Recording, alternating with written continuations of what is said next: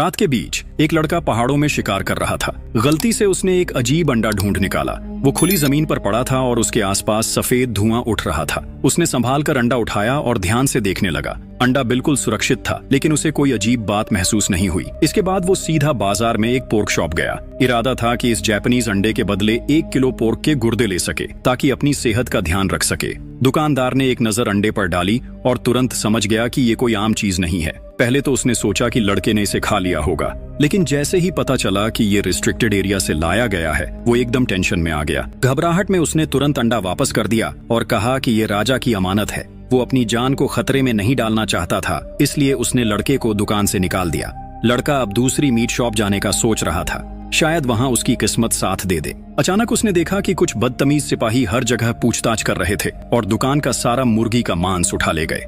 लड़के के पास अब कोई रास्ता नहीं बचा, तो वो वापस थूलंग के छोटे गांव लौट गया। उसका नाम एरागॉन था, एक लड़का जो बचपन से बिना किसी नौकरी के जी रहा था। उसकी माँ उसे छोड़ चुकी थी और वो अपने अंकल के साथ रहता था। हर दिन वो खेती और शिकार से अपना गुजारा करता। उसका अंकल कभी नाराज नहीं होता था जब वो पश्चिम की तरफ निकलता, क्योंकि उसने एरागॉन को हमेशा अपने बेटे की तरह रखा था। उसका कजन भी उसका मजाक उड़ाने आ गया। दोनों बचपन से साथ बड़े हुए थे, इसलिए उनकी दोस्ती हमेशा मजबूत रही। जब भी वक्त मिलता वो दोनों हथियार उठाकर प्रैक्टिस करते। ये उनके लिए उतना ही आम था जितना खाना पीना। अगर उनके पिता ने बीच में ना रोका होता तो शायद दोनों रात तक लड़ते रहते। एरागॉन को अब तक समझ नहीं आया था कि जो चीज उसने उठाई थी वो किस काम की है, इसलिए उसने अपने घर वालों से कुछ नहीं बताया, बल्कि चुपके से उसे एक गाय के चरने की जगह छुपा दिया। लेकिन उसकी क्यूरियोसिटी रुक नहीं पा रही थी। उसने वो अजीब अंडा निकाला और ध्यान से देखने लगा।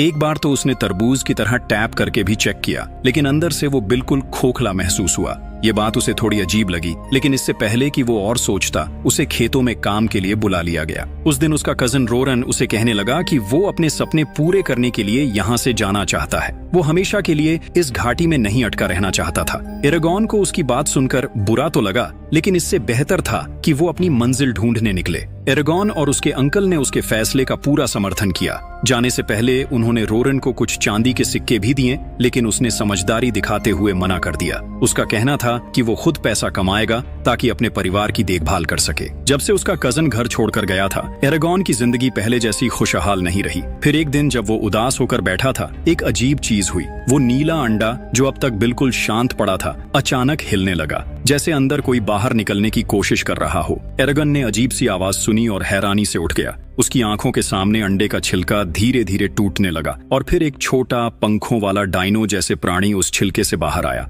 ये देखकर एरागॉन एकदम चौंक गया। ये तो एक ड्रैगन का अंडा था। कहा जाता है एक ड्रैगन का अंडा तब तक नहीं फूटता जब तक उसे कोई ऐसा इंसान न मिले जिससे उसका गहरा रिश्ता जुड़ सके, वरना वो अंडा हमेशा के लिए बंद ही रह जाता है और जिसे ड्रैगन चुनता है वो बनता है एक ड्रैगन राइडर, किस्मत वाला। अभी अभी जो बेबी ड्रैगन बाहर निकला था वो बेहद कमजोर था। लड़खड़ाता हुआ धीरे धीरे एरागॉन की तरफ बढ़ा और अपनी बड़ी मासूम आंखों से उसे देखने लगा। अचानक उसने अपने छोटे पंख फैला दिए, जिससे एरागॉन एक पल के लिए चौंक गया। उसका मासूम और अजीब अंदाज देखकर वो हैरान रह गया। बिना सोचे समझे एरागॉन ने हाथ बढ़ाया उस छोटी सी अजीब प्राणी को छूने के लिए, लेकिन जैसे ही उसने बेबी ड्रैगन को छुआ, एकदम तेज रोशनी चमक उठी। एरागॉन तुरंत रुक गया और इस अचानक घटना से एक जोर का शोर भी मचा। ये आवाज इतनी तेज थी कि सिर्फ 2 आदमी ही नहीं, बल्कि एक खूबसूरत औरत भी जाग गई। लेकिन उस औरत के चेहरे पर एक अजीब सी मुस्कुराहट थी। आखिर ये सब हो क्या रहा था? पता चला कि बहुत पहले इस महाद्वीप पर कई ड्रैगन्स और ड्रैगन नाइट्स हुआ करते थे।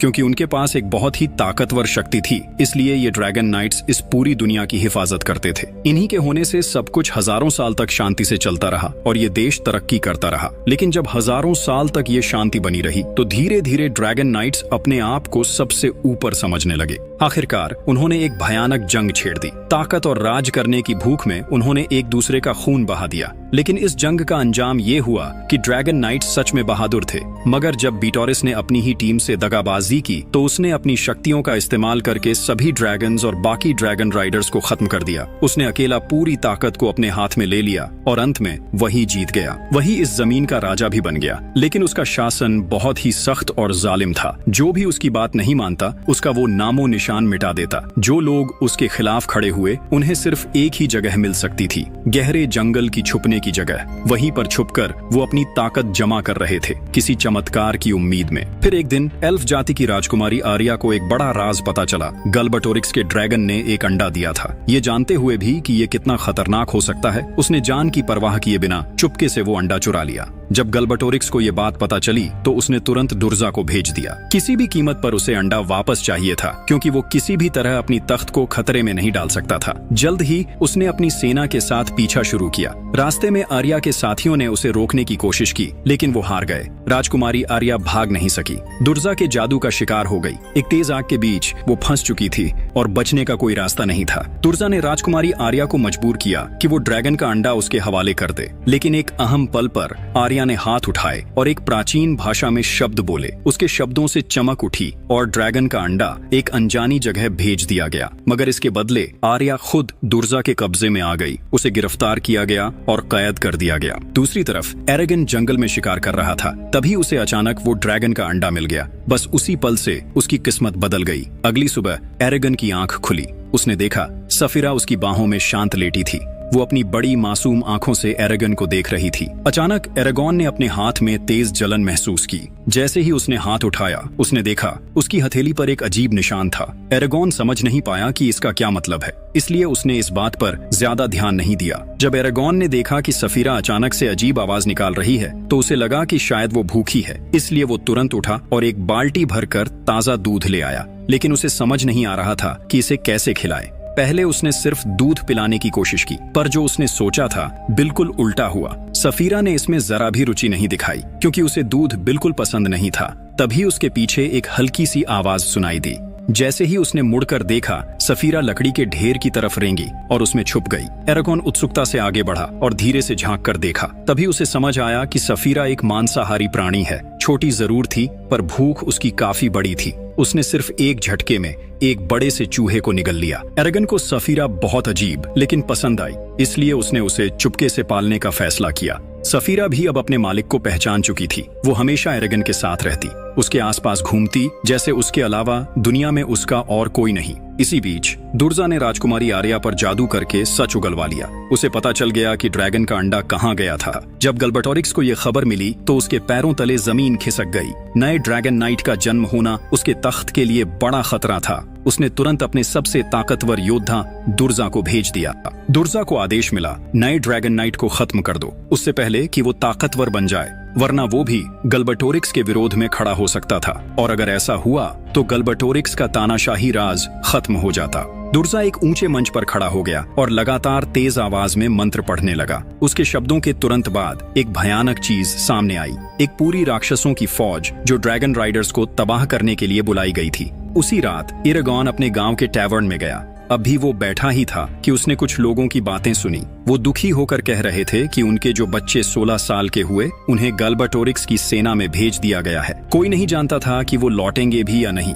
एक अकेला आदमी था, नाम था ब्रॉम। उसने बिना किसी डर के कहा, जिंदगी पहले ऐसी नहीं थी। पहले का राज्य सुख और शांति से भरा था। ना यहाँ इतना खून बहता था, ना ही लोगों के चेहरे डरे होते थे। वो जमाना था ड्रैगन्स और ड्रैगन राइडर्स का, जो अपने बड़े बड़े ड्रैगन्स के साथ लड़ते थे। वो वीर योद्धा थे जो कभी किसी जंग में नहीं हारे। वो हमेशा अपने राज्य की हिफाजत और सम्मान के लिए लड़ते थे। उस वक्त लोग सुकून की जिंदगी जीते थे, जब तक एक ड्रैगन राइडर गल्बाटोरिक्स ने बगावत नहीं की। उसने अपनी ही जाति के खिलाफ जंग छेड़ दी। ब्रॉम ये सब कह ही रहा था कि वहाँ के सैनिकों ने उसे जबरदस्ती चुप करा दिया, लेकिन उसकी आंखों में एक अलग ही जज्बा था। वो अब भी मानता था कि एक दिन ड्रैगन राइडर्स का युग फिर से लौटेगा। ब्रॉम की बातें सुनकर एरेगॉन को महसूस हुआ कि शायद जो कहानियों का ड्रैगन राइडर है वो खुद हो सकता है। उसके अंदर एक अजीब सी हलचल होने लगी, जैसे कोई नई चीज जाग गई हो। उसने तुरंत सफीरा को लिया और उड़ने की ट्रेनिंग शुरू कर दी। वो चाहता था कि सफीरा जल्दी से और मजबूत हो जाए। कई बार कोशिश करने के बाद आखिर सफीरा ने अपने बड़े पंख फैलाए और हवा में उड़ गई। एरेगॉन पहले बहुत खुश था, लेकिन फिर सफीरा अचानक गायब हो गई। वो वहीं रुक गया, हैरान और परेशान। शायद उसके पंख इतने मजबूत हो गए थे कि अब उसे किसी की जरूरत नहीं थी। उसके दिल में एक अजीब सी उदासी छा गई। तभी उसकी हथेली में तेज दर्द उठा। हाथ पर बनी निशानी से चमकदार रोशनी निकलने लगी। एरेगॉन ने तुरंत ऊपर देखा। जो नजर आया उस पर यकीन करना मुश्किल था। सफीरा अब पहले से कहीं ज्यादा बड़ी हो गई थी। एक विशाल ड्रैगन जो कई टन भारी हो चुका था आसमान से तेज रफ्तार में नीचे आ रहा था। एरागन अचानक से घबरा गया। कुछ ही देर पहले वो एक छोटा प्यारा सा ड्रैगन था जो सिर्फ उड़ना सीख रहा था एरागन की मदद से। किसी ने भी ये नहीं सोचा था कि उसमें इतनी शक्ति छुपी थी। सफीरा के सिर पर जो सिंग थे वो चाकू की धार जितने तेज थे। उसके पूरे शरीर से एक अलग ही चमक निकल रही थी। एरागन उसे देख रहा था पर समझ नहीं पा रहा था कि ये सब कैसे हो गया। उसे क्या पता था कि सफीरा उसके दिमाग की बातें भी सुन सकती है। ब्रॉम ने जो कहा था वो अब सही लग रहा था। ड्रैगन नाइट्स का वक्त फिर लौट आया था। टेलीपैथी के जरिए एरागन सफीरा की भाषा समझने लगा और तब उसे याद आया जब उसने पहली बार उस छोटे ड्रैगन को छूने की कोशिश की थी। सफीरा ने एरागन के हाथ पर एक छाप छोड़ दी, एक कॉन्ट्रैक्ट का निशान जो दिखाता था कि अब वो ऑफिशियली एक ड्रैगन नाइट बन चुका है। सफीरा को अपने ड्रैगन नाइट का इंतजार करते हुए हजारों साल हो चुके थे। अब उसे उम्मीद थी कि एरागन उसके साथ मिलकर बुराई को खत्म करेगा। सफीरा की ये बात सुनकर एरागन को ब्रॉम की वो कहानी याद आई जो उसने ड्रैगन राइडर के बारे में सुनाई थी। पिछली रात ब्रॉम अपनी बात पूरी नहीं कर पाया था क्योंकि आसपास के सिपाही उसे धमका रहे थे। फिर भी एरागन को वो लम्हा साफ याद था जब ब्रॉम ने आखिरी बार उसकी तरफ देखा था। उसकी बातों में कुछ गहराई थी कि ड्रैगन राइडर का वक्त वापस आने वाला है। ये याद आते ही एरागन चुपचाप ब्रॉम के घर में घुस गया। उसे उम्मीद थी कि ड्रैगन से जुड़े हुए और भी राज मिल सकें। ब्रॉम के डेस्क पर एक किताब रखी थी, एक मैजिक हैंडबुक जो ड्रैगन्स के बारे में थी। जब एरागन उस किताब को पढ़ने में डूबा हुआ था तभी ब्रॉम अचानक वहां आ गया। क्या जो कुछ उसने सुना था वो सच था? एरागन ने ब्रॉम से ड्रैगन्स के बारे में और लेजेंड्स जानने की कोशिश की, लेकिन ब्रॉम उस सवाल को टालने लगा। ब्रॉम किसी मुसीबत में नहीं पड़ना चाहता था, इसलिए उसने उसे वहां से निकाल दिया। एरागन ने सफीरा के बारे में ब्रॉम को कुछ नहीं बताया।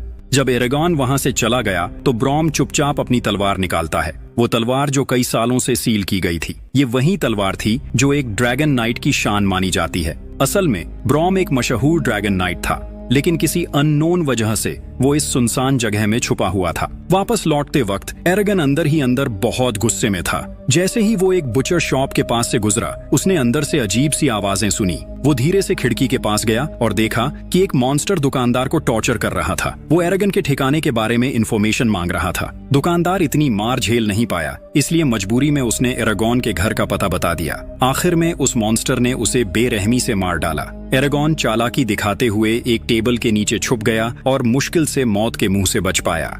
जब एरागन ने देखा कि मॉन्स्टर वहां से चला गया है तो उसे समझ आया कि सिचुएशन बहुत ही नाजुक है। वो अपने घर की तरफ जितनी तेज दौड़ सकता था उतनी तेज दौड़ने लगा, अपने अंकल को जल्दी से वार्न करने के लिए ताकि वो वहां से भाग सके। लेकिन एरागन ये एक्सपेक्ट नहीं कर रहा था कि सफीरा को पहले ही उसके खतरे में होने का एहसास हो गया था। सफीरा तुरंत हवा में उड़ी और एरागन को अपने पंजों में पकड़कर ऊपर ले गई उसे रोकने के लिए। सफीरा को पता था कि वो मॉन्स्टर कितना खतरनाक है, इसलिए उसका पहला मकसद एरागन को प्रोटेक्ट करना था और उसे वहां से भगाकर सेव करना था। एरागन उसके पीठ पर बैठा हुआ था, डर के मारे कांप रहा था, रोता हुआ सफीरा से गुहार लगा रहा था कि उसे नीचे उतार दे क्योंकि वो अपने परिवार को पीछे नहीं छोड़ सकता था। लेकिन सफीरा ने कहा कि वो मॉन्स्टर की स्पीड बहुत ही ज्यादा है और अब वापस लौटना बेकार है, बहुत देर हो चुकी है। लेकिन एरागन को अपने लोगों को बचाने की बेचैनी थी और वो घर वापस जाने पर जिद करने लगा। जब सफीरा उसे नीचे उतरने से मना कर रही थी तो एरागन ने उसकी पीठ पर हिलने डुलने की कोशिश की, अपने आप को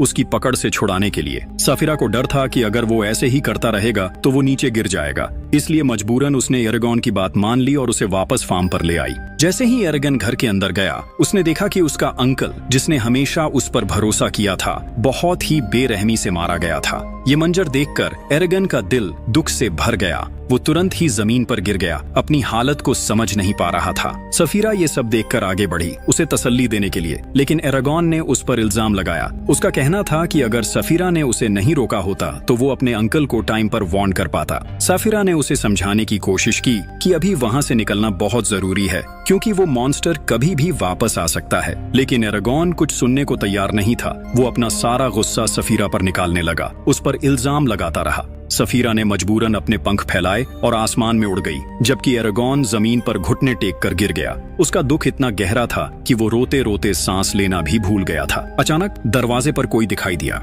एरागन को लगा कि शायद वो कातिल वापस आ गया है, इसलिए उसने तुरंत एक लकड़ी उठाई और बदले की आग में बाहर की तरफ दौड़ गया। लेकिन किसी ने उसे पकड़कर रोक लिया। तभी उसने देखा कि वो इंसान ब्रॉम था। एरागॉन के हाथ पर उस छाप को देखते ही ब्रॉम को समझ आ गया कि वो नए ड्रैगन राइडर के रूप में सामने आया है। ब्रॉम के चेहरे पर परेशानी दिखने लगी। उसने एरागॉन को तुरंत उठाया और वहां से निकलने की तैयारी करने लगा, लेकिन एरागॉन ने मना कर दिया। वो अपने अंकल को दफन करना चाहता था। ब्रॉम ने बिना कुछ कहे पूरे घर को आग लगाकर राख में बदल दिया। सब कुछ खत्म करने के बाद ब्रॉम ने एरागॉन को वहां से खींचकर बाहर निकाला और उसे वार्न किया तो अगर वो डीमन उन्हें ढूंढ लेते तो सब कुछ खत्म हो जाता। उसके बाद ब्रॉम ने एरागन को एक घोड़े पर बिठाया और जितनी तेजी से हो सका उस खतरनाक जगह से दूर निकल गया। वो घने जंगलों को पार करते हुए खूबसूरत पहाड़ियों से गुजरते रहे और आखिर में वो एक पहाड़ की चोटी पर रुककर आराम करने लगे। कहा जाता था कि ये जगह एक ड्रैगन वेन है। ब्रॉम ने एरागॉन से कहा कि वो जल्दी से अपने ड्रैगन को बुलाए क्योंकि सिर्फ वही दोनों को सुरक्षित रख सकता है। पहले तो एरागॉन को ये बात समझ में नहीं आई, लेकिन ब्रॉम के समझाने पर उसे एहसास हो गया कि ये सब कुछ गलबटोरिक्स की चाल है और सफिरा का हर कदम सिर्फ उसकी जिंदगी बचाने के लिए था। एरागॉन ने आसमान की तरफ देखा,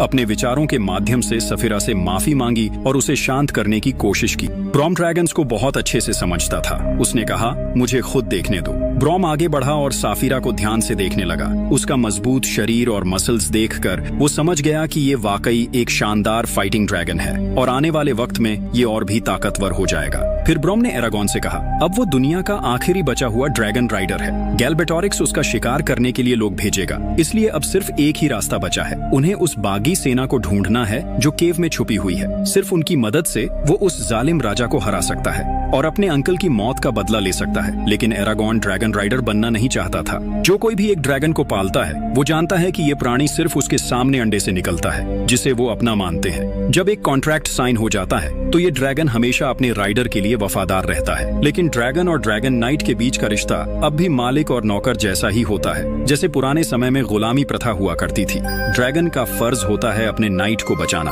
अगर नाइट मर जाए तो ड्रैगन भी मर जाता है, लेकिन अगर ड्रैगन मर जाए तो नाइट को कुछ नहीं होता। गैलबेटोरिक्स कभी नहीं चाहता था कि एक भी ड्रैगन नाइट वापस आए। उसने दुर्जा को एक आखिरी चेतावनी दी थी कि वो ड्रैगन नाइट को उसके बड़े होने से पहले ही खत्म कर दे। दुर्जा रजाक के मुख्य बेस पर आता है। रजाक पहले गैलबेटोरिक्स के सबसे बड़े दुश्मन थे, लेकिन बाद में दुर्जा ने उन्हें अपने कब्जे में ले लिया और अपना रक्षक बना लिया। दुर्जा उन्हें हुक्म देता है कि वो ड्रैगन राइडर का सर काट कर ले आएं ताकि गैलबेटोरिक्स से पीछा छुड़ा सके। एरागॉन साफिरा से कहता है दिन में वो आसमान में चक्कर लगाती रहे ताकि खतरा होने पर वार्निंग मिल सके और वो दोनों सिर्फ रात में मिले। दोनों बिना रुके वार्डन के बेस की तरफ भागते हैं, लेकिन दुर्जा के भेजे हुए राजाक रास्ते में उनकी हरकतों का पता लगा लेते हैं। रास्ते में उन्होंने देखा कि कुछ डीमन सड़क पर गाड़ियों को लूट रहे थे।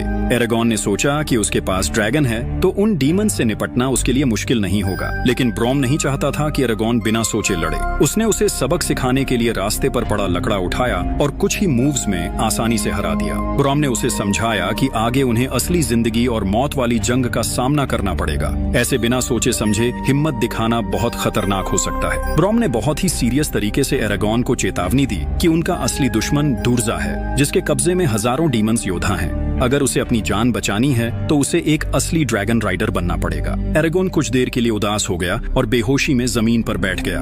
ब्रॉम उसके पास ही था, कुछ मंत्रों को धीरे से बोल रहा था, जिसकी वजह से लकड़ी का ढेर अचानक से आग पकड़ लेता है। जब एरागॉन उससे पूछने के लिए आगे बढ़ा तो ब्रॉम बस इतना ही बोला कि ये सिर्फ एक मैजिक ट्रिक थी। लेकिन एरागॉन को महसूस हो रहा था कि ब्रॉम अपने दिल में अब भी कुछ छुपा रहा है, एक बहुत बड़ा राज। ब्रॉम सिर्फ ड्रैगन राइडर के बारे में ही नहीं जानता था, बल्कि जादू का यूज करने में भी माहिर था। सफर के दौरान जब वो दोनों एक अजीब से गांव से गुजरे तो ब्रॉम अचानक बेचैन हो गया। उसे ऐसा महसूस हुआ जैसे वहां किसी अनदेखी ताकत का साया है। वो रुककर कुछ देर तक उस जगह को देखता रहा, फिर एरागॉन से कहा कि वो सफर के लिए कुछ सूखा खाना खरीद ले, जबकि वो खुद एक तरफ चला गया। किसी तरह एरागॉन एक गांव वाले के घर में घुस गया और उसने देखा कि वहां एक खूबसूरत औरत थी, जिसे देखकर उसकी आंखें खुले की खुले रह गईं। वो औरत अपने आप को एंजेला कहकर इंट्रोड्यूस करती है और बताती है कि वो एक विच है जो एस्ट्रोनॉमी और जियोग्राफी को समझती है। एंजेला ने देखा कि एरागॉन उदास और बोर हो रहा था, तभी उसने कहा कि वो जल्दी ही एक खतरनाक मुसीबत में फंसने वाला है।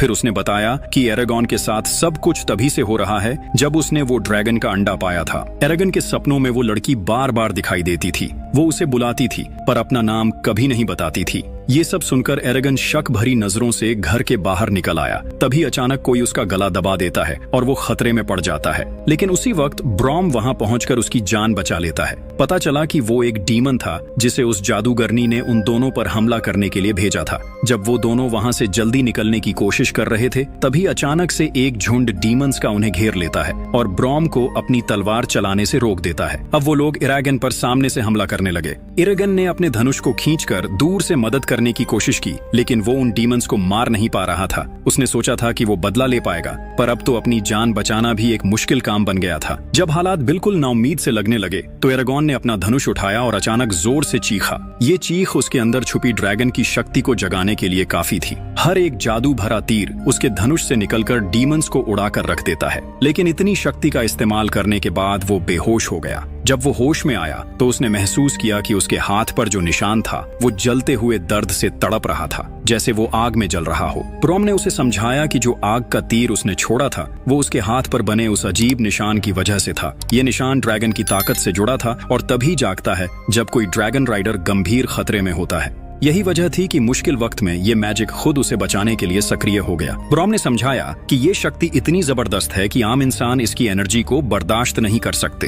एक ड्रैगन नाइट सिर्फ अपने ड्रैगन का मालिक नहीं होता, बल्कि कई तरह के जादू को भी कंट्रोल करने में माहिर होता है। ये सब सुनकर एरागन में थोड़ी हिम्मत आई, लेकिन ब्रॉम ने उसे चेतावनी दी कि इस दुनिया में मैजिक के अपने नियम होते हैं। कोई भी जादू करने से पहले प्राचीन शब्दों का इस्तेमाल करना पड़ता है और बिना जरूरत के उसका इस्तेमाल करना गलत है। ब्रॉम ने बताया कि मैजिक एल्केमी की तरह होता है, जिसका असली मतलब है बराबर की अदला बदली। जब भी कोई जादू किया जाता है तो उसका असर सिर्फ बाहर नहीं बल्कि खुद के शरीर पर भी पड़ता है। जादू करने वाले को उसके बैकलैश को सहना पड़ता है, जो उसे इतना कमजोर कर सकता है कि उसकी जान तक जा सकती है। इसीलिए मैजिक का इस्तेमाल सोच समझकर करना चाहिए, वरना ये नुकसान भी पहुंचा सकता है। अब जब एरागन को ये सब पता चल चुका था तो उसके पास कोई और रास्ता नहीं बचा। उसे न सिर्फ ड्रैगन राइडिंग सीखनी थी, बल्कि लड़ाई के हर हुनर में भी महारत हासिल करनी थी।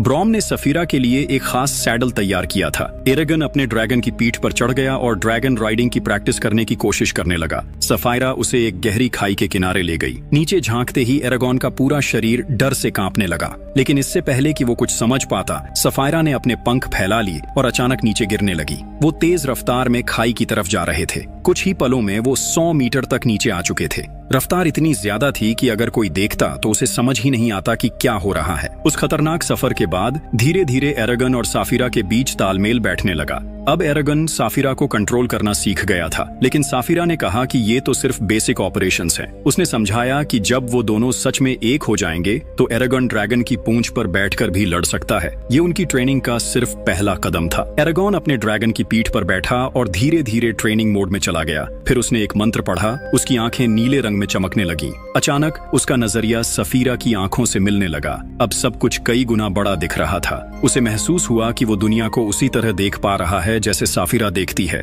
इस नए नजरिए में एक अजीब सी मैजिकल इंफ्रारेड स्कैनिंग भी थी। एरागन दूर तक देख सकता था। उसे कई गॉब्लिन्स नजर आ रहे थे, लेकिन एक गॉब्लिन तेजी से ब्रॉम की ओर बढ़ रहा था। एरागन को झटका लगा। उसने बिना वक्त गंवाए सफीरा को नीचे जाने का हुक्म दिया। सफीरा ने तुरंत अपने पंख मोड़े और तेजी से नीचे झपट पड़ी। अब एरागन की नजर सिर्फ ब्रॉम और उस गॉब्लिन पर थी। सफीरा सीधा जंगल में घुस गई, लेकिन वहां इतनी सारी रुकावटें थीं कि वो जगह उसके लिए सही नहीं थी। हर तरफ बड़े बड़े पेड़ और उनकी शाखाएं थीं, जिससे उसकी रफ्तार बहुत धीमी हो गई। जैसे ही वो वहां पहुंचे, अचानक गॉब्लिन ने उन पर हमला कर दिया। एरागन को जोर से सफीरा की पीठ से नीचे फेंक दिया गया और वो जमीन पर गिर गया। सफीरा भी एक बड़े पेड़ की शाखा से टकरा गई और जोर से जमीन पर गिरते ही पलटकर 2-3 बार लुढ़क गई। जैसे ही उसने अपने ओपोनेंट को गिरते हुए देखा, वो एल्फ उसके ऊपर वार करने के लिए दौड़ पाए। किस्मत से उस नाजुक पल में ब्रॉम ने हिम्मत दिखाई। उसने एरागन को बचाने के लिए उस एल्फ का वार अपने ऊपर ले लिया। इसके बाद दोनों तरफ से सीधा सामना हुआ। लेकिन जो बात किसी ने सोची भी नहीं थी वो ये थी कि ब्रॉम के फाइटिंग स्किल्स बेहद शानदार थे। उसकी फाइटिंग स्टाइल में एक अलग ही क्लास थी। ब्रॉम ने अपनी तलवारबाजी के स्किल्स से उस एल्फ को आसानी से हरा दिया। एरागन वहीं एक तरफ खड़ा था, अपनी आंखों में हैरानी लिए ब्रॉम की लड़ाई को देखता रहा। जब उसकी नजर ब्रॉम के हाथ में पकड़ी तलवार पर पड़ी, अब उसे और भी यकीन हो गया था कि ब्रॉम एक आम इंसान नहीं है, तो उसका मुंह खुला का खुला रह गया। इसके बाद उन्होंने जल्दी से कुछ जड़ी बूटियां इकट्ठा की और सफीरा के घायल पंख पर लगा दी। ब्रॉम ने एरागन को समझाया कि उसे सफीरा की हिफाजत करनी होगी। उन्होंने उसे चेतावनी दी कि बिना सोचे समझे अपनी जान खतरे में न डाले। जो अभी हुआ उसमें सफीरा की जान जाते जाते बची थी।